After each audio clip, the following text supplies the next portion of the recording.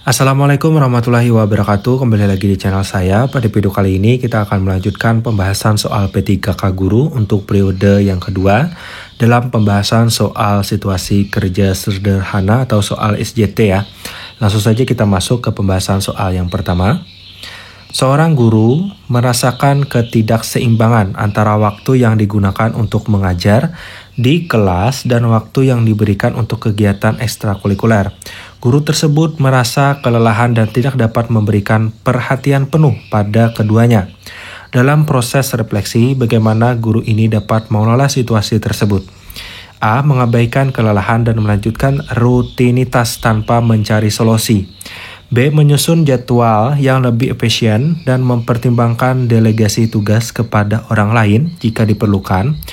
C. Menyerahkan pada salah satu kewajiban baik pengajaran atau ekstrakurikuler karena tidak mampu mengelola keduanya. D. Mengabaikan tanggung jawab dalam kegiatan ekstrakurikuler dan hanya fokus pada pengajaran. E. Mencari waktu untuk beristirahat dan melanjutkan semua kegiatan tanpa melakukan perubahan apapun. Silakan Bapak Ibu jawab.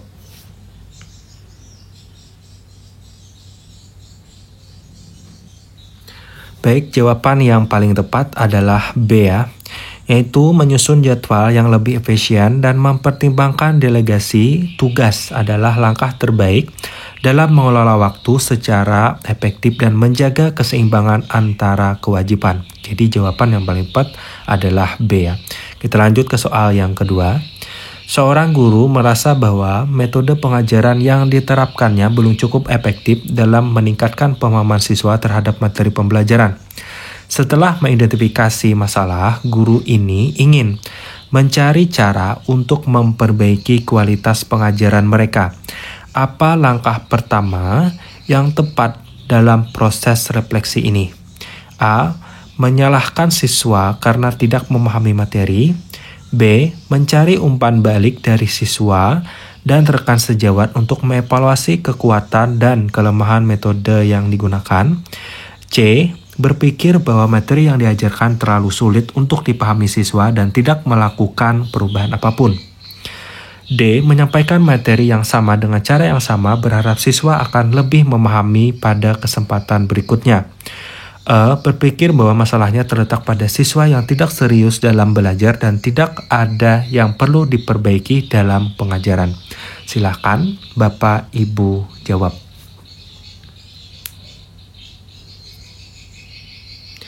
Baik, jawaban yang paling tepat adalah B ya, yaitu mencari umpan balik dari siswa dan rekan sejawat adalah langkah konstruktif yang membantu guru mengevaluasi dan memperbaiki metode pengajaran secara objektif. Kita lanjut ke soal yang ketiga. Seorang guru merasa sangat terbebani dengan tuntutan administrasi dan kewajiban lainnya yang membuat waktu pengajarnya terbatas. Setelah melakukan refleksi, guru ini ingin meningkatkan cara mereka menangani administrasi tanpa mengorbankan kualitas pengajaran. Apa yang sebaiknya dilakukan guru ini?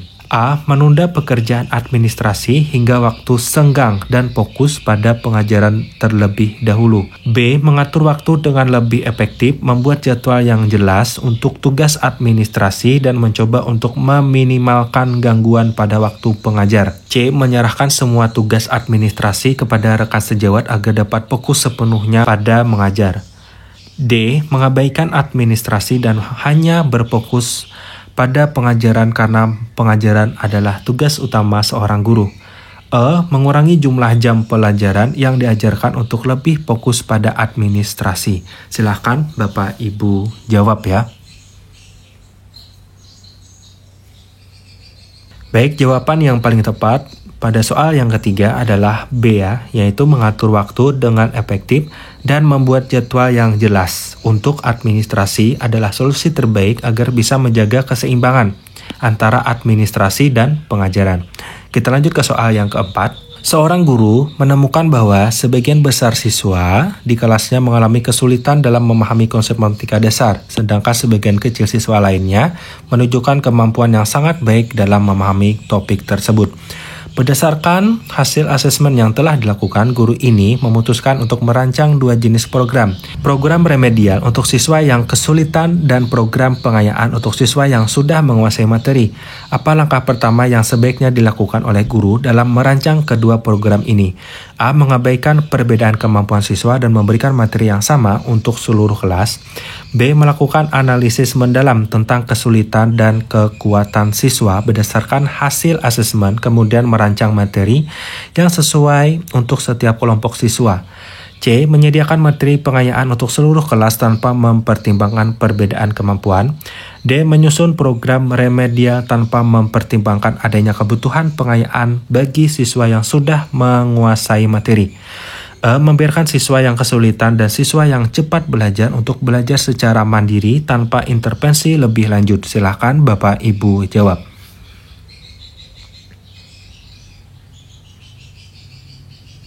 Jawaban yang paling tepat adalah B ya, yaitu melakukan analisis mendalam dan merancang program yang sesuai dengan kemampuan masing-masing kelompok siswa, yaitu remedial atau pengayaan. Adalah langkah pertama yang tepat untuk menciptakan program yang efektif.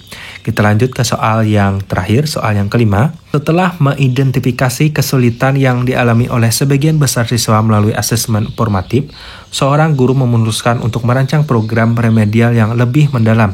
Program ini bertujuan untuk membantu siswa mengatasi kesulitan mereka sebelum melanjutkan ke materi lebih lanjut. Dalam merancang program ini, apa yang sebaiknya menjadi fokus utama guru? A. Fokus pada pengulangan materi yang sama tanpa memperhatikan cara penyampaian yang berbeda. B. Memberikan latihan tambahan tanpa menjelaskan konsep yang mendasarinya. C. Memberikan penjelasan yang lebih mendalam menggunakan metode yang bervariasi dan melibatkan siswa dalam diskusi untuk memahami konsep secara lebih baik. D. Membiarkan siswa bekerja secara individu tanpa melibatkan mereka dalam diskusi kelompok atau interaksi di kelas. E. Mengurangi materi yang harus dikuasai siswa untuk mempermudah pemahaman mereka. Silakan Bapak Ibu jawab ya. Jawaban yang paling tepat adalah C ya.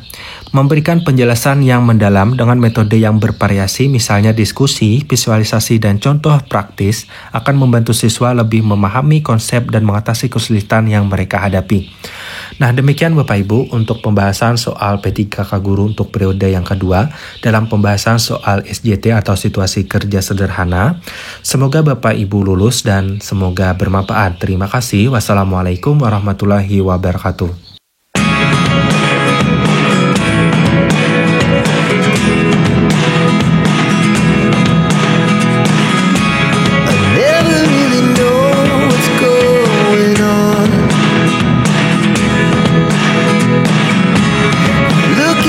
Time